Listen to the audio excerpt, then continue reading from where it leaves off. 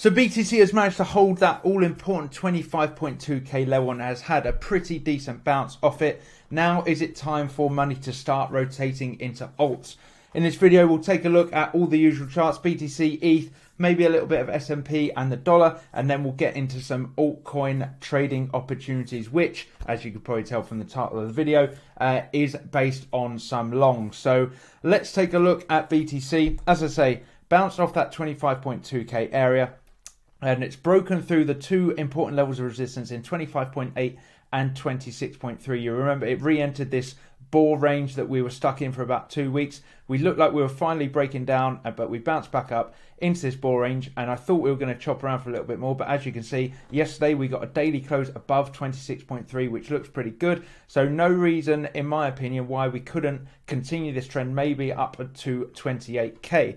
However, what we have noticed is that it's been a pretty much BTC-led rally in terms of altcoins, including ETH, not really being able to keep up. So what we're looking for here is for BTC to chill out a bit, trade sideways, and allow alts a little bit of breathing space to rally and catch up. What we don't want to see, however, is a sharp drop from BTC, as the relative weakness in alts will show up again and they will drop even harder. So ideally, you don't want to see BTC breaking back below 26.3. It can come down here, hold this area of support, that's fine, and then maybe have a little rally. But ideally, you want it to maybe fall back a little bit, or just chill here and chill sideways for a little bit, and then, as I say, alts can have a little bit of a run. If we take a look at ETH, as I say, not doing quite as well. It did reclaim this 1583 important level, as you can see, but is now having trouble with 1635, which was this really strong support that we had before, where we hadn't closed below it since March until we finally did on the 1st of September. So really strong support. Not surprising that it's going to be a tough nut to crack in terms of resistance. However, once it does get above 1635, you can probably look for a run up to the 1700s, and then it sort of opens the door for a potential reclaim of that 1721 monthly level. But one step at a time, as I say, it's got to get past this daily level of 1635. So as I was talking about, with it being a BTC-led rally, ETHBTC is showing signs of weakness. As you can see, we've been talking about this for quite a few weeks now.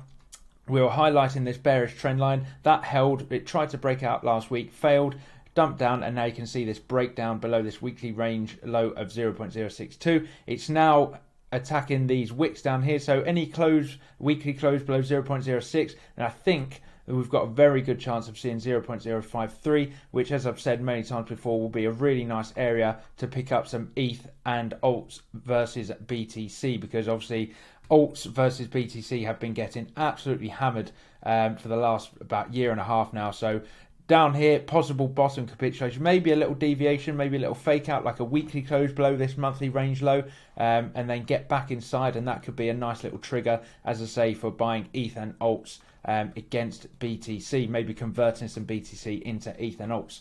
So something to keep an eye on.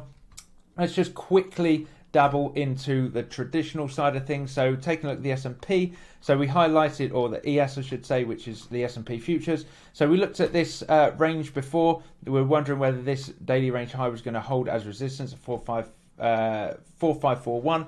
We got a daily close above it yesterday, so we'll see if it can hold above there and close the week out above it, or whether this turns into a deviation and drops back inside. If it does that, then that is going to be a very bearish outlook for the week. But as I say, for now, it's above it, looking like it should close above it, and then there's no reason why it can't go and attack these yearly highs up at this monthly resistance at the 4650, well, 4615, something like that. So we'll have to see if it can break these yearly highs and then potentially attack all-time highs, which seems pretty crazy to me. But yeah, there you go. That's what the chart's showing. So we'll have to keep an eye on that. Alternatively, you've got the dollar that has slammed right into this resistance now. So we've been talking about this the past few weeks. It's been an absolute tear for the last, 8-9 weeks now. The dollar, ever since it hit 99.63 and held this all-important monthly support down here at 101, as you can see. Big wick, and that's what I'm talking about on potentially ETHBTC when it comes down to that 0.053. Maybe a big wick, get everyone bearish, and then zip up, hold it on the monthly, and then rally. So as I say, on the weekly time frame, up into this important weekly resistance here at the 105 105.5 area. A weekly close above this would be very significant for the dollar. It would be its highest weekly close since back in November of last year, which is pretty crazy, and of course show a lot of strength getting above this strong resistance. So we have to keep an eye on that. Alternative, of course, it could hold as resistance, and if the dollar rolls over here, especially, you know, it has done a bit of a madness in the last 8 or 9 weeks, wouldn't be surprised to see a bit of a pullback. If we do see a bit of a pullback, then that will probably lead to risk assets like the S&P and BTC having a bit of a rally. So a big inflection point here for the dollar, something definitely to keep an eye on for next week. Definitely have a look into the close of the dollar and ES today as well, or the S&P, as that's usually a good sign of what the trend's going to be the following week. So let's get into the alts then. And the main ones I want to go over are ADA, AVAX, MATIC and NEAR, as they're the best opportunities at the moment. So we've been talking the last 2 weeks about these all-important weekly support, sort of like last supports before potential big drops, and they're holding for now. Of course, as I say, we don't want to see a violent drop on BTC, as that will probably cause them to lose these supports. But as I say, at the moment they're holding, and what we've got here is some nice triggers for potential altcoin longs. So as you can see on ADA, we've got this level of resistance here at 25.5 cents. At the moment, holding as resistance, as you can see. It was previous support, nice little clear and obvious level.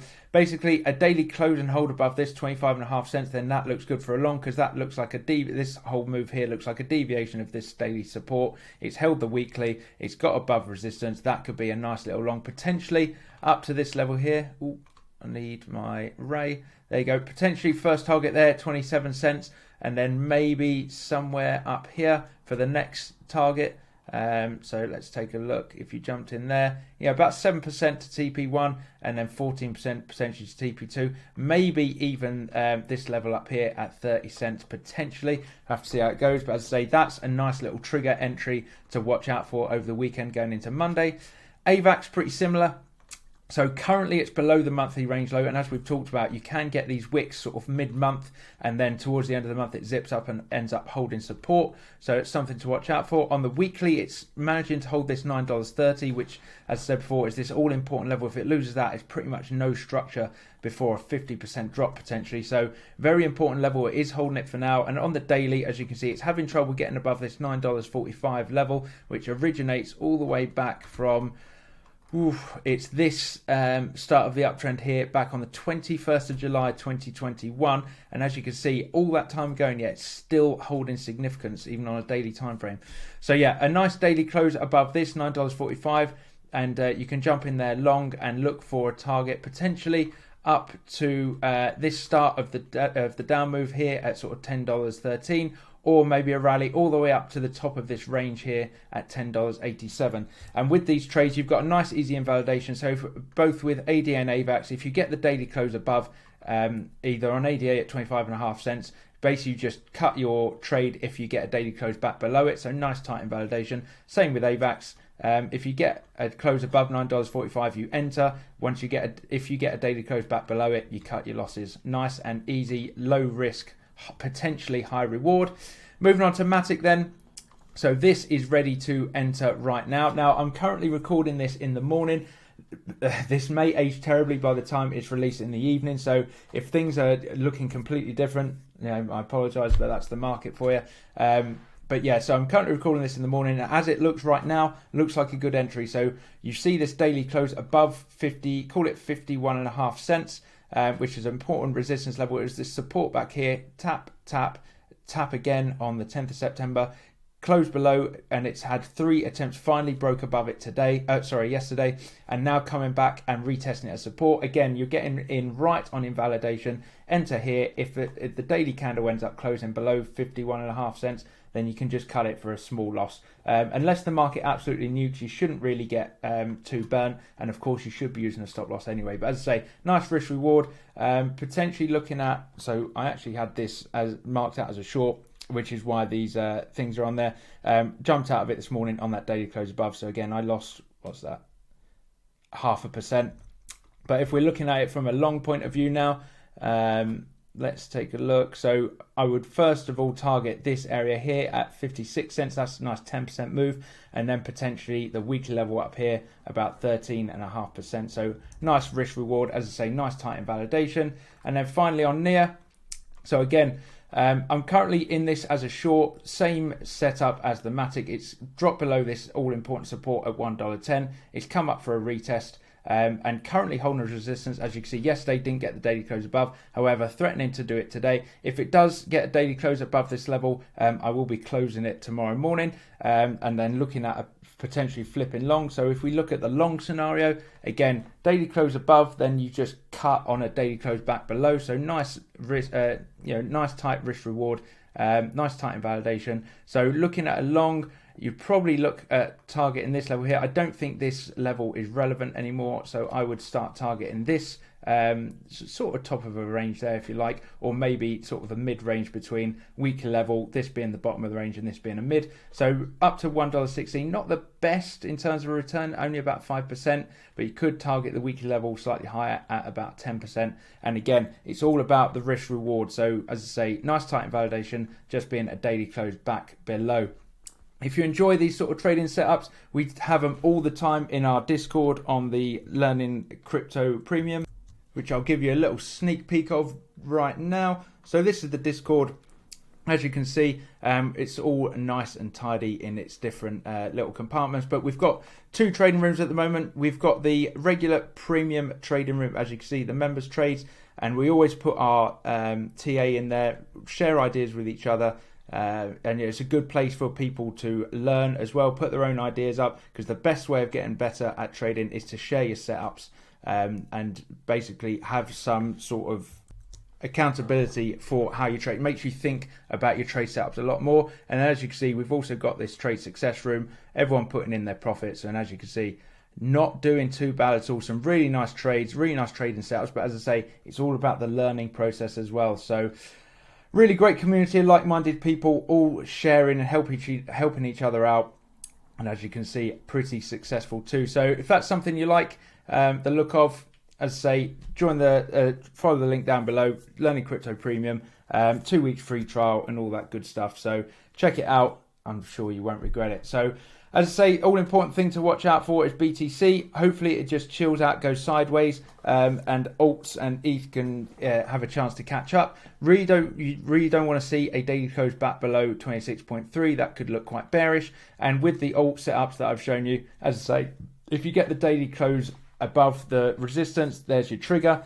And if you get a daily close back below, cut it nice and quick and keep your losses small. That's the key to building a trading account. So that's it from me. Watch out for some Friday volatility. Try not to spend all weekend on the charts, and I'll be back with you on Monday to show you everything you need to know about the trade, about the market next week. So have a good weekend, and I'll catch you on Monday.